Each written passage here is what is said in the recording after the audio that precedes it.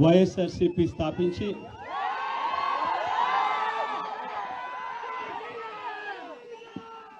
15 సంవత్సరాలు దాదాపుగా ఈ రోజుతో మొదలవుతా ఉంది.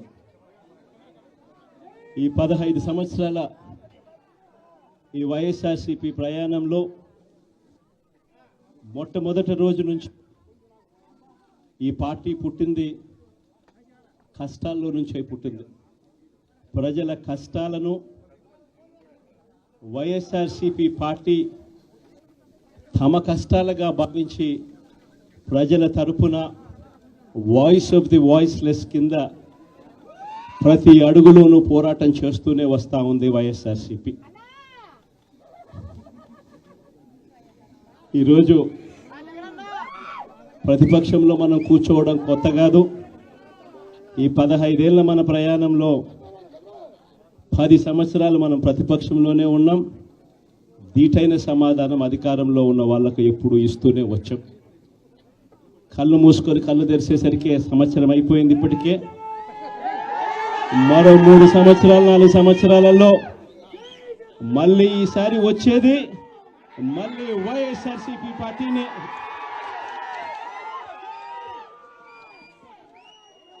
ఈరోజు వైఎస్ఆర్సీపీకి సంబంధించిన ప్రతి కార్యకర్త కూడా గ్రామంలో ఉన్న ఏ ఇంటికైనా కూడా వెళ్ళొచ్చు. ఏ పేదవాడింటికైనా కూడా వైఎస్ఆర్సీపీ కార్యకర్త సగర్వంగా తలెత్తుకుని కాలర్ ఎగిరేసుకొని వెళ్లే పరిస్థితి వైఎస్ఆర్సీపీకి సంబంధించిన కార్యకర్తలకు ప్రతి ఒక్కరికి ఉంది. ఏ ఇంట్లోకి వెళ్ళినా కూడా వైఎస్ఆర్సీపీ కార్యకర్తను చూసినప్పుడు ఆ ఇంట్లో నుంచి వచ్చే ప్రతి అక్క, ప్రతి చెల్లెమ్మ, ప్రతి అన్న, ప్రతి తమ్ముడు, ప్రతి సోదరుడు, ప్రతి రైతన్న, ప్రతి అవ్వ కూడా వైఎస్ఆర్సీపీ కార్యకర్తను చూసినప్పుడు చిక్కటి చిరునవ్వుతోనే పలకరిస్తుంది.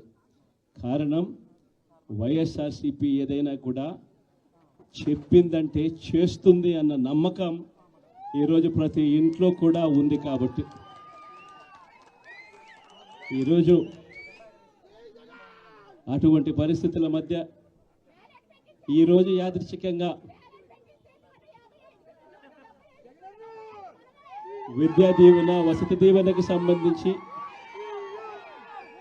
పిల్లలకు సంబంధించిన అన్యాయాలకు సంబంధించిన జరుగుతూ ఉన్న అన్యాయాలకు సంబంధించిన విషయాల మీద ఈరోజు యాదృచ్ఛికంగా ప్రొటెస్ట్ కార్యక్రమం కూడా జరుగుతూ ఉంది. ఈ కూటమి ప్రభుత్వం వచ్చి దాదాపుగా 10 నెలలుగా వస్తూ ఉంది.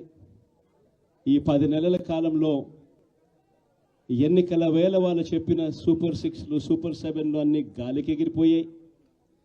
వ్యవస్థలన్నీ కూడా చదువులు కానీ, వైద్యం కానీ, గవర్నెన్స్ కానీ, వ్యవసాయం కానీ ఏది చూసుకున్నా కూడా వ్యవస్థలన్నీ కూడా నిర్వీర్యమైపోయిన పరిస్థితులు కనిపిస్తూ ఉన్నాయి.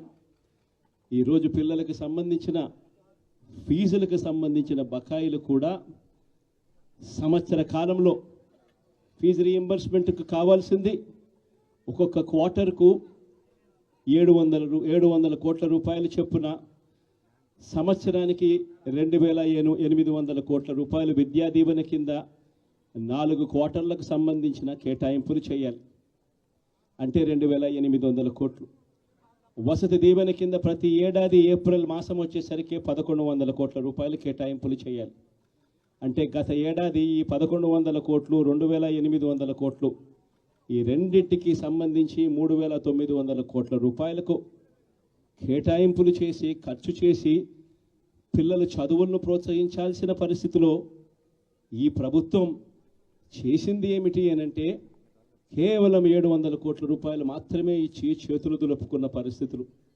అంటే 3200 కోట్ల రూపాయలకు సంబంధించిన బకాయిలు పెండింగ్లో పెట్టారు.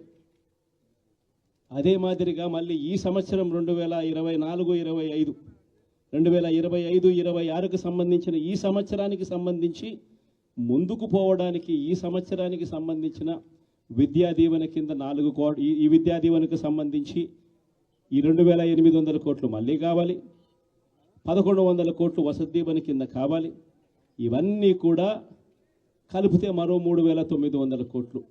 సో ఆ 3,200 కోట్లు, ఈ 3,900 కోట్లు, దాదాపుగా 7,100 కోట్ల రూపాయలకు సంబంధించిన పిల్లలకు సంబంధించిన చదువులకు సంబంధించిన కేటాయింపులు చేసి చదువులను ఆదుకోవాల్సింది పోయి, పిల్లలను ఆదుకోవాల్సింది పోయి కేవలం 2,600 కోట్లు మాత్రమే కేటాయింపులు చేశామన్నట్టుగా చేసి పిల్లల చదువులతో ఆడుకుంటా ఉన్న ఈ ప్రభుత్వానికి బుద్ధి చెప్పే కార్యక్రమం పిల్లలతో పాటు, పిల్లల తల్లిదండ్రులతో పాటు కలిసి చేసే కార్యక్రమం కూడా యాదృచ్ఛికంగా ఈరోజు ప్రొటెస్ట్ కార్యక్రమం కూడా ఈ రోజే కూడా జరుగుతూ ఉందని కూడా చెప్పడానికి కూడా సంతోషపడతా ఉన్నా.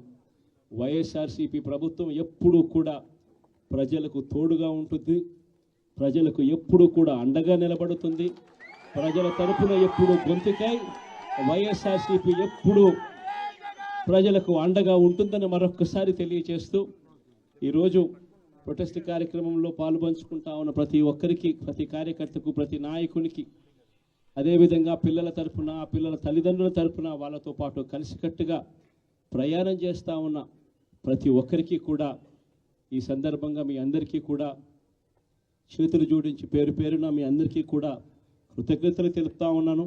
వైఎస్ఆర్సీపీకి సంబంధించిన 15 సంవత్సరం లేక అడుగు పెడతా ఉన్న ఈ సందర్భంలో వైఎస్ఆర్సీపీకి సంబంధించిన ప్రతి నాయకుడికి, కార్యకర్తకు ఈ సందర్భంగా కంగ్రాచులేషన్స్ కూడా మరొకసారి కూడా తెలియజేస్తాను.